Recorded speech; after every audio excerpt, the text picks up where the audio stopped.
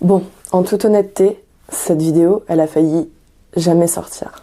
Pour 2 raisons. La première, c'est que je me suis moi-même perdue dans trop de choses et j'étais à ça de tout envoyer balancer.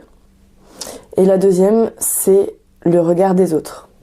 Pour le premier, en fait, j'ai réalisé que j'étais sur trop de choses différentes. Et que, en restant toute seule dans mon coin avec tous ces projets, j'allais éclater, quoi. Je pouvais pas assumer ça toute seule, même si j'adore être sur les réseaux, créer du contenu, etc. À rester toute seule dans mon coin, j'allais exploser.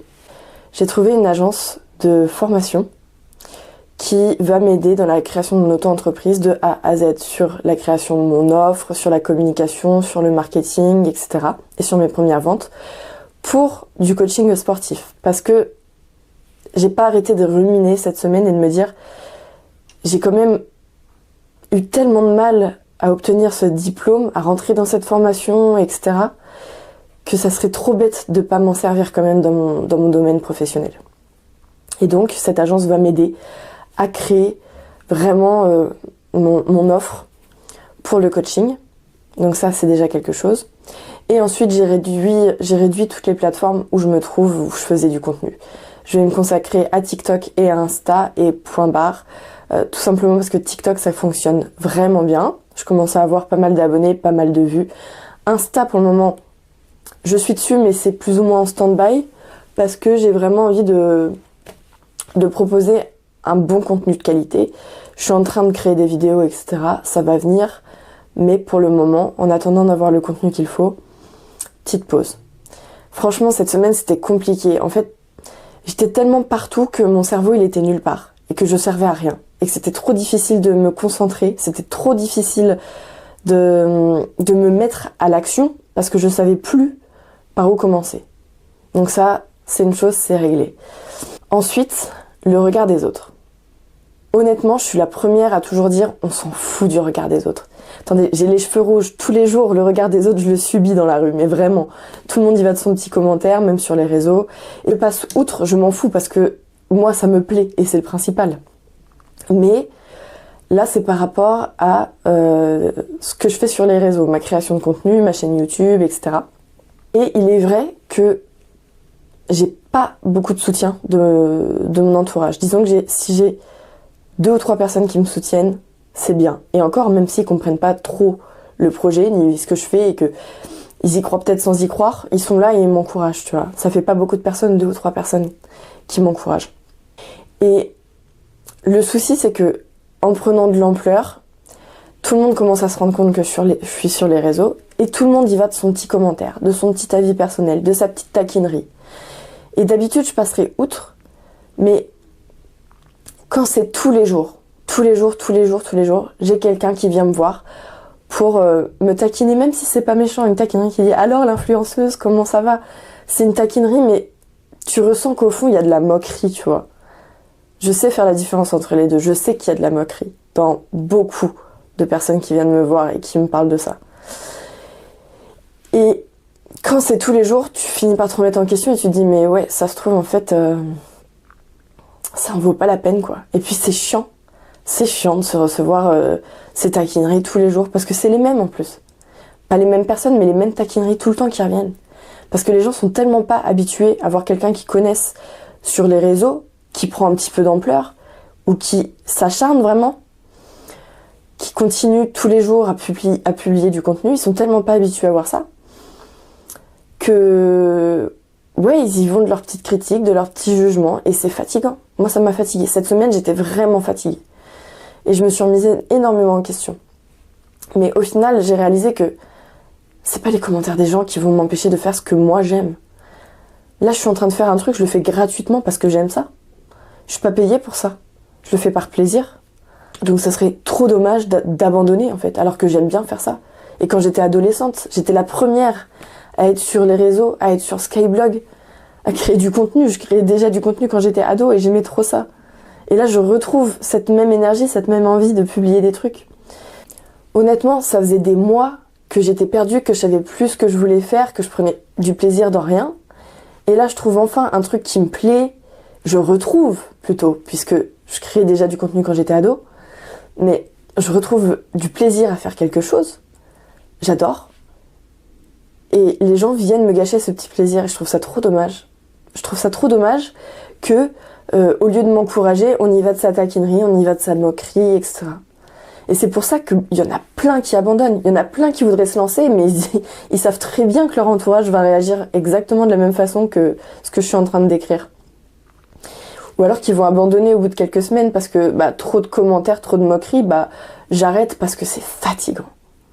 Franchement, ça m'a fatiguée de recevoir le petit commentaire de tout le monde et de devoir répondre je peux encore faire ce que j'aime. Mais ça va pas m'arrêter. J'ai pas envie d'être celle qui abandonne son projet. J'ai envie de voir jusqu'où tout ça peut me mener, mais il va falloir que je fasse beaucoup plus attention à moi, que je prenne moins les critiques de mon entourage, parce que celles des inconnus, je m'en fous, mais c'est celles des gens que je connais qui m'atteint en fait. Parce qu'ils me connaissent, ils savent comment je me suis cachée pendant des années. Là, je me retrouve, avoir été sur la scène, donner des cours de Zumba, faire les spectacles dans les campings. Ça me faisait tellement de bien. Mais en fait, c'est ça, j'aime être sur le devant de la scène. Et je m'en empêchais toutes les années d'avant parce que j'avais aucune confiance en moi et que j'avais peur des moqueries des gens. Mais en fait, j'adore ça. J'adore être sur le devant de la scène, j'adore qu'on me regarde. C'est bête de dire ça, mais ça a toujours été le cas. Ça a toujours été le cas et je me suis cachée pendant quelques années par la peur du regard des gens. Donc maintenant que j'ose, laissez-moi être. Laissez les gens être ce qu'ils ont envie d'être, faire ce qu'ils ont envie de faire. Vous les premiers, même ceux qui critiquent, vous avez forcément envie de faire des choses, mais vous n'avez pas envie d'être jugé pour ça. Ah, c'est beau, c'est philosophique tout ça, mais c'est réel. J'ai pas envie d'abandonner, j'ai envie de continuer ce projet parce que ça me plaît. Et ça durera le temps que ça devra durer, mais faut arrêter d'avoir peur du regard des autres. Faut arrêter de s'en occuper surtout. Faut pas se stopper parce que y a un con qui va te dire que c'est nul ce que tu fais, que c'est ridicule, que ça mènera à rien, que de toute façon il y a trop de concurrence sur les réseaux. Il y a pas trop de concurrence sur les réseaux. Puis j'ai une personnalité. Personne d'autre que moi n'a cette personnalité, donc les gens vont accrocher ou non avec. Et puis de la concurrence, il y en a partout. Quand tu postules sur un poste en CDI, t'es pas le seul à postuler. Il y a de la concurrence. Et partout il y en a. Ça donnera ce que ça donnera. Mais c'est mon projet et je m'y accroche parce que j'y tiens. Voilà pour cette semaine. La leçon que j'ai retenue, c'est que il faut que j'arrête de m'éparpiller parce que je suis fatiguée. Vraiment, j'ai été fatiguée cette semaine et je pense que ça commence à se voir sur mon visage. Fatiguée, trop de remises en question. J'ai encaissé beaucoup de choses. Maintenant, faut mettre les choses à plat, que ce soit carré. J'attends beaucoup de l'agence qui va m'aider dans la création d'entreprise. Voilà, faut arrêter de s'éparpiller partout, avoir des objectifs bien clairs, et puis juste kiffer.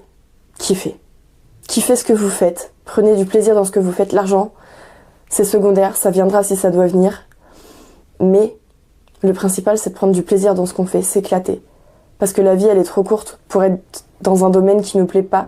Elle est trop courte pour se lever tous les matins en se disant je vais faire un métier que j'aime pas, juste pour avoir une paye à la fin du mois qui va juste régler mes factures pour m'empêcher d'être dans le rouge. J'ai pas envie de vivre comme ça. Ça, je l'ai toujours dit. J'ai toujours dit que je voulais faire quelque chose qui me plaît. J'ai pas envie de me lever et de vivre dans l'automatisme de me dire je fais ce métier pour recevoir une paye pour payer mes factures. C'est ma hantise. J'ai envie de faire ce qui me plaît. Si je peux être rémunérée grâce à ça, tant mieux. Mais en attendant, c'est mon projet. Laissez-moi kiffer mon projet. Laissez-moi voir où est-ce que ça va me mener. Vous n'êtes pas obligé de me donner votre critique, sauf si elle est constructive. Dans ces cas-là, je l'accepterai. Mais les moqueries, le jugement, j'en veux pas. Finalement, ce projet, il est beaucoup moins évident que ce que je pensais. Je pensais que juste j'allais créer un petit peu de contenu, publier et ça allait être bon. Mais mentalement, c'est pas simple tous les jours, je dois l'avouer. Entre les idées qui fusent, entre les idées justement et le fait de les mettre en place, le tournage, le montage, la critique des gens, ouais, faut savoir encaisser. Mais là, ça va aller. J'ai eu ma petite tourmente cette semaine, mais là, c'est bon. on va repartir sur les chapeaux de roue. C'est tout pour cette semaine. J'abandonne pas, je continue. Et à la semaine prochaine.